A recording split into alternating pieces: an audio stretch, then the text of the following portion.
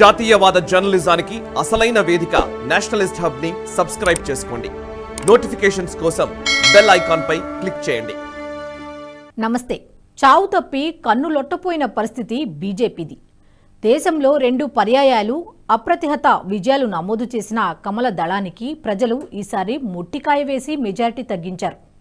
NDA కూటమిది విజయమే, కానీ బీజేపీకి మాత్రం ఇది ఓటమి కిందే లెక్క అన్నది అంగీకరించాల్సిన నిజం. ఓటమికి కారణాలు పార్టీకి బాగా తెలుసు. ఇన్ఫర్మేషన్ వార్లో కమలం పార్టీ బాగా వెనుకబడిపోయింది. ఇది ఎంతలా అంటే అమిత్ షాది ఫేక్ వీడియో అని తెలిసినా దానిని సోషల్ మీడియా ప్లాట్ఫామ్లలో తొలగించలేనంతగా. ఎన్నికలయ్యే వరకు ఆ వీడియో వాట్సాప్ గ్రూప్లలో సర్క్యులేట్ అవుతూనే ఉంది. మార్ఫింగ్ వీడియో ఒక్కటి పార్టీ గెలుపుని మార్చేసింది. అయినా పార్టీ అగ్రనేతల్లో మార్పు రాలేదు. మన్ను తిన్న పాముల స్తబ్దుగా ఉబలాటం లేకుండా ఉన్నారు. అందుకే ఇప్పటికీ ఫేక్ వీడియోలు సర్క్యులేట్ అవుతూనే ఉన్నాయి. తాజాగా నిర్మలా సీతారామన్కు సంబంధించిన డీప్ ఫేక్ వీడియో సోషల్ మీడియాలో సర్క్యులేట్ అవుతోంది. ఆ వీడియోను చూస్తే ఏఐతో క్రియేట్ చేసిందని ఇట్టే అర్థమైపోతుంది. ఇందుకు రాకెట్ సైన్స్ ఏమీ చదవాల్సిన అవసరం లేదు. ట్విట్టర్లో కాంగ్రెస్కు సంబంధించిన వ్యక్తులు దీన్ని సర్క్యులేట్ చేస్తున్నారు. ట్విట్టర్ కూడా దీన్ని మిస్ ఇన్ఫర్మేషన్ అనే ట్యాగ్ వేసింది. బీజేపీ మాత్రం ఒక కేసును నమోదు చేసి చేతులు దులుపుకుంది. మా పని కానిచ్చేశాం, ఇక మాకు సంబంధం లేదన్నట్లు వ్యవహరిస్తోంది. ఇప్పటికీ ఐటీ శాఖ నుంచి దీన్ని తొలగించే ప్రక్రియ మొదలు పెట్టలేదు. అసలు దీన్ని తొలగిస్తుందా లేదా అన్నది సందేహమే. ఈ డీప్ ఫేక్ వీడియో మాత్రం ఇప్పుడు, రేపు, భవిష్యత్తులో ఎప్పుడైనా సర్క్యులేట్ అవుతూనే ఉంటుంది. దీన్ని అడ్డుకునే నాదుడే ఉండడు. ఇప్పటికే ట్విట్టర్తో పాటు ఇతర సోషల్ మీడియా సంస్థలన్నీ ఐటీ నిబంధనలను పాటిస్తున్నాయి. కేంద్రం 2021లోనే ఐటీ నిబంధనలను తీసుకువచ్చింది. ట్విట్టర్, ఫేస్బుక్, గూగుల్తో పాటు అన్ని సోషల్ మీడియా సంస్థలు ఈ రూల్స్ పాటించాలని చెప్పింది. దీని ప్రకారం ఫేక్ న్యూస్ అని కేంద్ర ప్రభుత్వ అధికృత ఫ్యాక్ట్ చెక్ సంస్థలు నిర్ధారించిన కంటెంట్ను గూగుల్, ఫేస్బుక్ వంటి ఇంటర్నెట్ సంస్థలు తొలగించాల్సి ఉంటుంది. వీటిని ఆయా సంస్థలు తూచా తప్పకుండా పాటిస్తామని గతంలోనే ప్రకటించాయి కూడా. అయితే ఇప్పటి వరకు కేంద్ర ప్రభుత్వ ఆధ్వర్యంలో ఫ్యాక్ట్ చెక్ టీం ఏర్పాటు కాలేదు.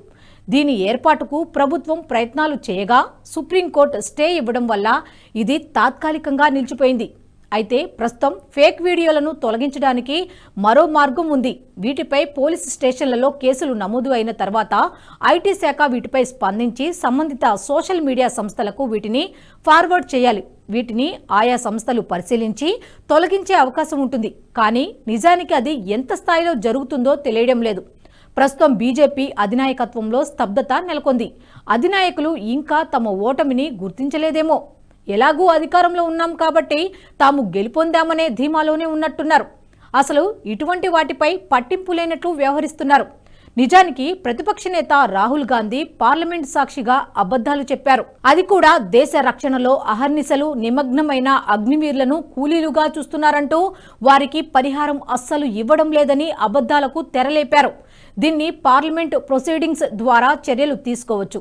అదే జరిగితే రాహుల్ గాంధీ తొలి ప్రసంగంలోనే అబద్ధాలకు తెరతీశారని ముమ్మర ప్రచారం చేసే అవకాశం ఉండేది. కానీ ఆదిలోనే హంసపాదు అన్నట్టుగా దీని గురించి ఆలోచనే చేయలేదేమో అనిపిస్తోంది.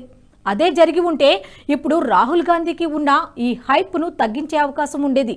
దీంతో పాటు షాడో పీఎం అని సంబోధించేందుకు జంకే అవకాశం వచ్చేది. రాహుల్ గాంధీని నిజానికి బీజేపీ లైట్ తీసుకున్నట్లు కనిపిస్తోంది. కానీ అది చాలా ప్రమాదకరం. నిజానికి ఆయన ఏదో గొప్ప నేత అని సంబోధించడం కాదు, కానీ విపక్ష నేత వెనుక అనేక శక్తులు పనిచేస్తున్నాయి.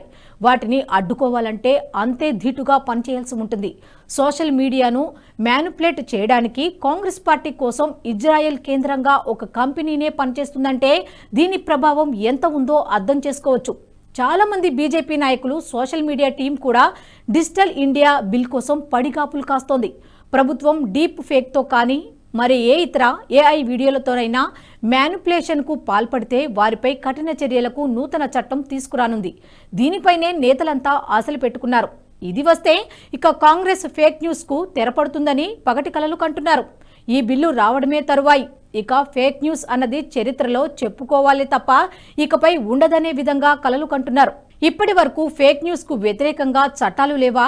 ఎన్నికల వేళ ఏకంగా కేంద్ర హోంమంత్రి అమిత్ షా వీడియోనే మార్ఫింగ్ చేసింది కాంగ్రెస్ పార్టీ. ముస్లింల రిజర్వేషన్లు తొలగిస్తామనే వీడియోను తీసుకుని ఎస్సీ ఎస్టీలకు తొలగిస్తామనే అర్థం వచ్చేటట్లు దీన్ని మార్ఫింగ్ చేశారు. దీనిపై అప్పటికే కొన్ని చట్టాలు ఉన్నాయి. వాటి ద్వారా కేసులు సైతం నమోదు అయ్యాయి. వెనువెంటనే అరెస్టులు జరిగాయి. చట్టాలున్నా వెలగబెట్టిందేమిటి? కేంద్రంలో బీజేపీ అధికారంలో ఉన్నా వారికి కఠిన శిక్షలు పడ్డాయా? ఇప్పుడు అదే జరుగుతోంది తప్ప కొత్తగా ఏమీ ఉండదు. నిజానికి బీజేపీ అంటే టెక్నాలజీకి మారుపేరుగా ఉండేది. 2014లో ఇంటర్నెట్ సదుపాయం లేని సమయంలోనే టెక్నాలజీని మెండుగా ఉపయోగించిన పార్టీ బీజేపీ. అందరికీ పాత రోజులు గుర్తుండే ఉంటాయి. 35 MB డేటా ప్యాక్ను 9 రూపాయలకు రీఛార్జ్ చేసుకున్న రోజుల్లోనే బీజేపీ 3D హోలోగ్రామ్ ద్వారా ప్రచారం చేపట్టింది. అప్పట్లో అదొక సంచలనంగా నిలిచింది. ఎక్కడ చూసినా మోదీనే దర్శనమిచ్చేవారు. మన మధ్యలో లేకపోయినా ప్రచార రథంలో మోదీ వచ్చి ప్రచారం చేసేవారు. 2014 ఎన్నికల్లో సోషల్ మీడియాను ఒక పెచ్చు స్థాయిలో ఉపయోగించింది. సంస్థాగతంగా దశాబ్దాల పాటు దేశంలో వేళ్లూనుకున్న పార్టీని బీజేపీ తన ప్రచారం ద్వారా కదిలించి వేసింది. సోషల్ మీడియాలో కానీ టెక్నాలజీ ఉపయోగంలో కానీ కమలం పార్టీకి తిరుగు లేకుండా ఉండేది. కానీ ప్రస్తుతం అది ఏమైంది? మా తాతలు నేతులు తాగారు అన్న చందంగా ఒకప్పుడు మేము అంతా చేసేవాళ్ళం అని చెప్పుకోవడం తప్ప ఇప్పుడు చేస్తున్నదేంటి? ప్రభుత్వంలో ఉండి కూడా ఫేక్ న్యూస్ను అడ్డుకోలేకపోవడంలో తప్పెవరిది? ఇప్పటికీ సోషల్ మీడియాలో క్రియేట్ అయిన ఫేక్ వీడియోలతో పాటు భవిష్యత్తులో వీటి సంఖ్య మరింత పెరిగే అవకాశం ఉంది. అమిత్ షా వీడియోనే ఇప్పటికీ సోషల్ మీడియాలో విరివిగా లభిస్తోంది. దానిలో వాటర్ మార్క్ తొలగించి వాడుకోవడం మాత్రమే తరువాయి. సోషల్ మీడియాలో లభిస్తున్న ఈ వీడియోను డౌన్లోడ్ చేసుకుని సర్క్యులేట్ చేయడం ఎంతో సులభమైన పని. దానిపై వాటర్ మార్క్ తీసివేస్తే చాలు. టెక్నాలజీ తెలిసిన వారికి ఇది ఎంతో సులభం. తాజాగా నిర్మలా సీతారామన్ వీడియోను తొలగిస్తారంటే అదీ నమ్మకం లేదు. ఎప్పటికైనా ఒక పార్టీ అధికారంలోకి వస్తే దాని చుట్టూ ఒక కోటరీ ఏర్పడుతుంది. భజన బృందం జేజేలు కొడుతుంది. మిమ్మల్ని మించిన నేతలే లేరని పొగడ్తలతో ముంచెత్తుతుంది. వాస్తవాలను దాచిపెడుతుంది. అవాస్తవాలతో అందలమిక్కిస్తుంది. నిజానికి మోదీ చుట్టూ అటువంటి కోటరీ ఏమీ లేదు. కానీ వాస్తవాలను, రాబోయే భవిష్యత్తును సరిగ్గా ఊహించగలిగే స్థాయిలో మోదీ టీం విఫలమవుతోందా అనే సందేహాలు వస్తున్నాయి. కాంగ్రెస్ పార్టీ ఒక విషనాగు వంటిది. 3 సార్లు అధికారం కోల్పోయింది. 2 పర్యాయాలు చేతులెత్తేసిన ఆ పార్టీ 3వసారి డబుల్ డిజిట్కే పరిమితమైంది. కానీ కొన్ని సీట్లను అయితే పెంచుకుంది. తన ఫేక్ న్యూస్తోనే ఇది సాధ్యమైంది.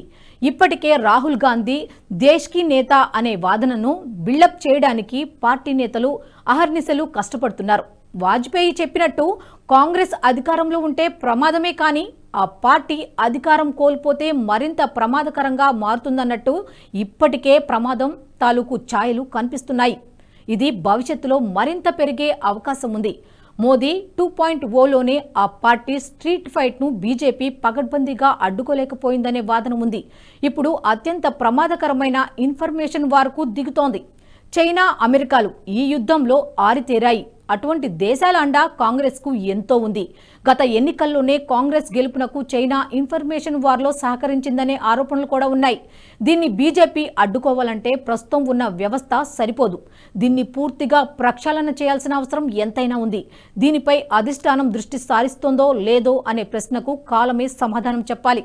ఈ వీడియో మీకు నచ్చినట్టయితే లైక్ చేయండి, 10 మందికి షేర్ చేయండి. అలాగే కామెంట్ల రూపంలో మీ అభిప్రాయాలను మాతో పంచుకోండి. Nationalist hub group of channels ను సబ్స్క్రైబ్ చేసుకుని తెలుగునాట జాతీయవాద జర్నలిజాన్ని ప్రోత్సహించండి. ఈ వీడియో కింద ఉన్న బెల్ ఐకాన్ పై క్లిక్ చేయడం మర్చిపోవద్దు.